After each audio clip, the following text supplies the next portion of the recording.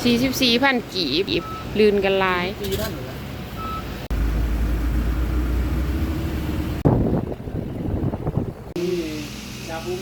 อืมขอกราบสวัสดีสบายดีพ่อแม่พี่น้อง FC เบิร์สุขสุขคนนะจ้ามาพบมาพอกับสองสาวลาวมะนาวสมนะพี่น้องบ่ได้พบได้พอกันแต่เกือบเดือนนะพี่น้องเอ้ยความมะนาวเฮ็ดงานเนาะช่วงนี้ก็บ่ค่อยว่างเนาะก็คือเฮ็ดงานตลอดเลยเนาะพอวันเสาร์วันอาทิตย์มะนาวก็บางมื้อก็โอ้หั้นนะพี่น้องก็เลยบ่มีเวลาไปหาถ่ายคลิปเนาะแล้วบัดทีนี้เนาะมะนาวสิเว้ามะนาวสิไปมุกดาหารเนาะไปเบิ่งไปติดตามราคาน้ำมันอยู่ฝั่งไทยเนาะของใจว่าราคาน้ำมันอยู่ฝั่งไทยกับฝั่งลาวนี่พี่น้องมันต่างกันส่ำใดเนาะเพราะว่าอยู่ทางฝั่งลาวนี่ตอนนี้นะราคาน้ำมันนะพี่น้องแบบขึ้นหลายแรงเลยเนาะราคาน้ำมันอยู่ฝั่งลาวตอนนี้นะลิตรหนึ่งนะเกือบ40กว่าบาทเบิ่งเด้อพี่น้องแป๊บหนึงเด้อมันน่าหลายเบิ่งกันเด้อก็คือลิตรหนึ่ง40,000เนาะ40,000โอ้40,000อือพัน10,00010,000ก็20 บาท20,000ก็40 บาทเกือบ80 บาทลิตรหนึ่งพี่น้องเอ้ยลิตรหนึ่งก็เกือบ40 บาทเนาะอ่าเดี๋ยวไปเบิ่งอยู่ทางฝั่งลาวไปเบิ่งอยู่ทางฝั่งไทยเนาะพี่น้องเนาะว่าสิราคาเท่าใดเพราะว่ามื้อนี้น่ะสิข้ามไปมุกเนาะพี่น้องข้ามไปซื้ออ่าน้องชายน่ะเพิ่นสิข้ามไปซื้อของแล้วก็แบบว่าเพิ่นไปซื้อของสายซื้อของเข้าบ้านซื้อตู้หยอกตู้เย็นเนาะพี่น้องเนาะก็มะนาวสิไปนำน้องชายเนาะเพราะว่าก็คิดฮอดเนาะก็อยากไปเที่ยวอยากไปเล่นคิดฮอดบรรยากาศเนาะพี่น้องเนาะก็คืออันนี้ก็คือ สภาพหนาเนาะอากาศร้อนแรงพี่น้องเอ้ย41องศาพี่น้องถ้าเกิดว่าอยู่พี่น้องอยู่แถวภาคใดอันแถวใดนะจักองศานะคอมเมนต์บอกมะนาวหน่อยเด้อพี่น้องบ้านมะนาวนี่41องศาอัปเลยพี่น้องแบบร้อนแรงเลยเนาะก็คอมเมนต์บอกมะนาวแหน่ว่าแถวพี่น้องอยู่น่ะจักองศาเนาะมะนาวก็เลยได้ทาครีมใส่แบบนี้เนาะเพราะมันแห้งแรงแห้งหน้าแรงเนาะก็แบบอยู่ยากอะนะพี่น้องแต่มะนาวเฮ็ดยังว่าอยู่มันเย็นแหน่เนาะเขาแบบว่าไปเฮ็ดไร่เฮ็ดสวนนี่ตายแท้ๆพี่น้องเอ้ยมันร้อนอะนะมะนาวน่ะคิดฮอดพ่อแม่พี่น้อง FC อยู่เดะพี่น้องคิดฮอดเดะบ่ได้ลงคลิปเพิ่นล่ะนะสิพยายามลงตลอดเลยเนาะคิดฮอดเดะพี่น้องเงียบเหงาหั้นนะเพราะว่าเฮ็ดงานน่ะแบบกะบางทีก็เข้ากะดึกกะเช้ากะบ่ายหั้นนะเดี๋ยวมื้อหน้ามะนาวสิพยายามให้งานมะนาวลงตัวก่อนแล้วก็ให้มะนาวปรับตัวกับงานได้กว่านี้แล้วมะนาวสิมาอัปเดตคลิปให้ฟังแล้วก็ถ่ายคลิปลงให้เบิ่งเนาะจ้ะเนาะก็คือคิดฮอดอยู่เนาะแล้วเราก็สิไปพู้นแหละข้ามไปมุกก่อนเนาะพี่น้องเนาะไปเบิ่งราคาน้ำมันนำกันเลยเนาะจ้ะเนาะไปตอนนี้กำลังข้ามเนาะพี่น้องเพราะมะนาวน่ะขับมอเตอร์ไซค์มาด่านลาวเนาะแล้วก็มานั่งรถนั่นนำน้องชายเนาะเพราะว่าน้องชายเพิ่นเอารถใหญ่ข้ามเนาะก็ตอนนี้ก็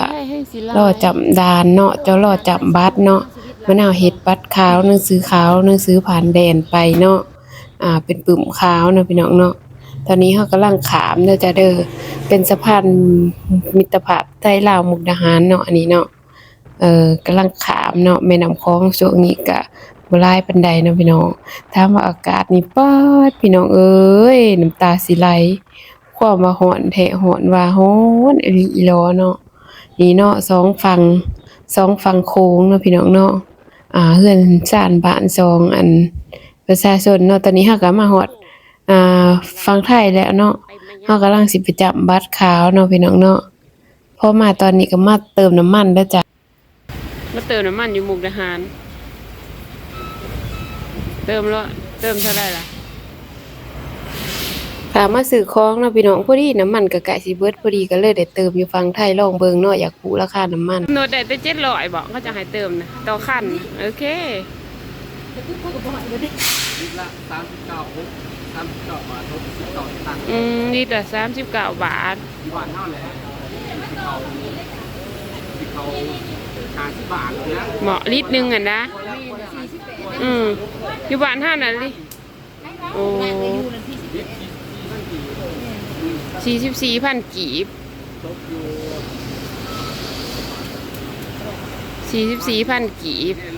อยู่บ้านอยู่พี่จักบาทก่อน ตกถึงลิตรละ2,000อยู่พี่26,000กีบอยู่บ้านเฮา40,000กีบลื่นกันหลาย ปีนั่นเหรอ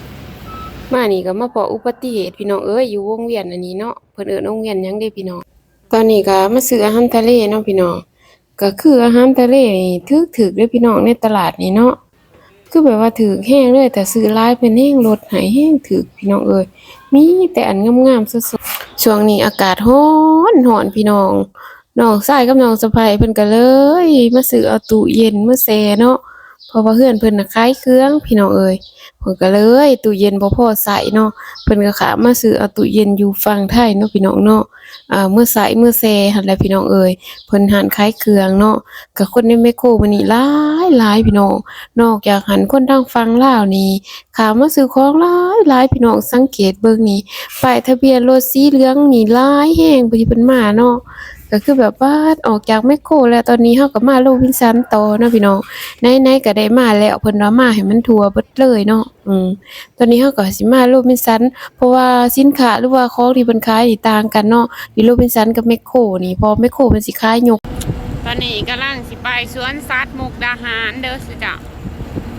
สวนสัตว์มุกดาหารเด้อบัดนี้มาอาบแดดได้มื้อนี้นะมาอาบแดดอยู่มุกดาหารมา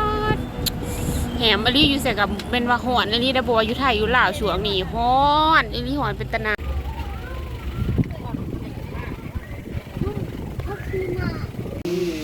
ยาบูมก็ดิ อืม อยู่ด้วยกันไม่ได้เป็นหนึ่งเดียว อ๋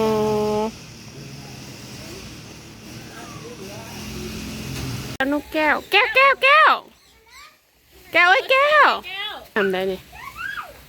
โอ้ยเนาะเคี้ยวแบบเคี้ยวง่ายโอ้คือคนพ่อเห็น หัวอย่างนี้ ให้กับ ปีกให้เบิ้งแน่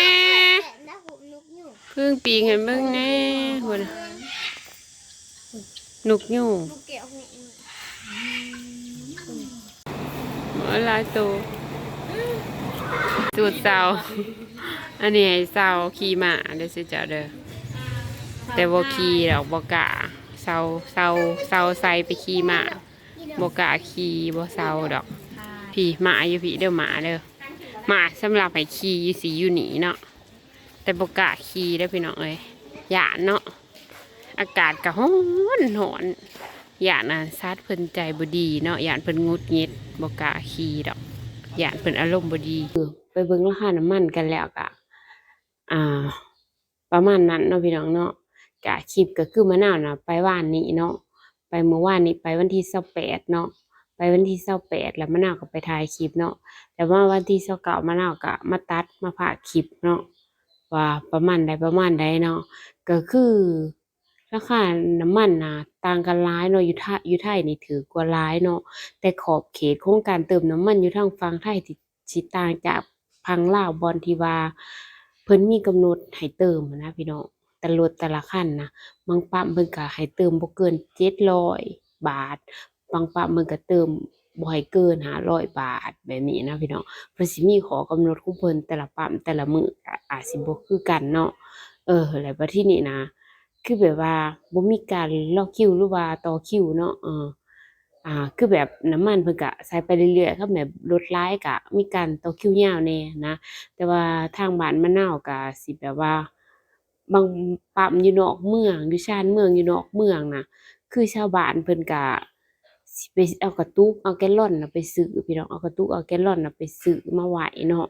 ทางนอกเมืองชานเมืองน่ะบางทีน้ำมันอาจสิขาดปั๊มเนาะแต่ถ้าในตัวเมืองอีหลีน่ะพี่น้องน้ำมันสิบ่ขาดปั๊มเลยเนาะ เพราะว่าเพิ่นสิบ่ซื้อเอาแกลลอนไปใส่เพิ่นสิเอารถไปใส่ซ้ำพออ่าขี่เนาะแล้วเบิดเทิงก็ไปเติมใหม่แบบนี้เนาะแต่ว่าอยู่ทางนอกเมืองชายเมืองนี่สิอีกแบบหนึ่งเพิ่นสิเอาตุเอาแกลลอนไปซื้อเนาะจ้ะเนาะก็คือต่างกันอยู่เนาะถามว่าน้ำมันขาดปั๊มบ่ก็บ่ขาดเด้อพี่น้องแต่ว่าราคาน้ำมันนี่ขึ้นตลอดเลยขึ้นตลอดบ่มีลงเลยเนาะราคาน้ำมันนี่ขึ้นตลอดเลยนะเออก็คือ เทื่อแรกเลยเนาะที่มะนาวไปน้ำมันขึ้นเทื่อแรกที่มะนาวเติมเทื่อแรกเนาะเพราะว่ามอเตอร์ไซค์มะนาวที่มะนาวขับไปเวียกไปเฮ็ดงานเนาะ ก็คือแบบ เติมแต่ละที่นะมันตกขีดแดงนะเติมแต่ละที่เต็มตังค์นะสูงสุดแบบมีสูงสุดเลยนะ60,000พี่น้องแต่เทื่อนี้นะบ่ได้แล้ว เติมนะเต็มทั้งตกขีดแดงคือเก่านะแสนปลายเลยพี่น้องแสนหาแสนสิบแสนหาแสนสิบพันขีดประมาณน่ะเนาะก็คือแบบขึ้นแบบเท่าตัวเลยนะพี่น้องขึ้นเท่าตัวเลยนะ แบบบางทีก็ว่าทุกข์ใจอยู่ได้อพี่น้องคำเฮ็ดนาหั้นนะเฮ็ดนาน่ะสิไหวอยู่บ่พี่น้องเฮ็ดนาน่ะสิไหวบ่นะเออแปลว่าน้ำมันไถนานะสิบ่ได้เอางัวหรือว่าเอาควายไถบ่เนาะพี่น้องเนาะแบบซุมื้อนี้อิหยังก็แพงไปเบิดพี่น้องก็บ่มีหยังหลายเนาะมีหยังก็คอมเมนต์ไว้เนาะพี่น้องคอมเมนต์บอกไว้คอมเมนต์มะนาวไว้เนาะพี่น้องมะนาวสิเข้าไปอ่านเนาะจ้ะเนาะก็สิขอจบคลิปส่ำนี้เนาะพอกันใหม่คลิปหน้ามะนาวสิพยายามมาอัปเดตให้ฟังเดี๋ยวคลิปหน้ามะนาวสิมาอัปเดตในการเฮ็ดงานการทำงานรายได้เงินเดือนของมะนาวให้เบิ่งเนาะว่าเท่าใดเนาะพี่น้องเนาะว่าที่ทำงานใหม่ของมะนาวก็พอโอเคอยู่ก็เฮ็ดไปเรื่อยๆก่อนเนาะ เพราะว่าเดี๋ยวสิมาอัปเดตการไปการมาการกินเงินเดือนเหลือส่ำใดได้ส่ำใดเนาะบ่เฮ็ดงานใหม่มานานเนาะพี่น้องเนาะก็ฝากกดไลค์กดแชร์ติดตามคอมเมนต์เป็นกำลังใจให้เด้อพี่น้องพบกันใหม่คลิปหน้าเด้อจ้ะเด้อ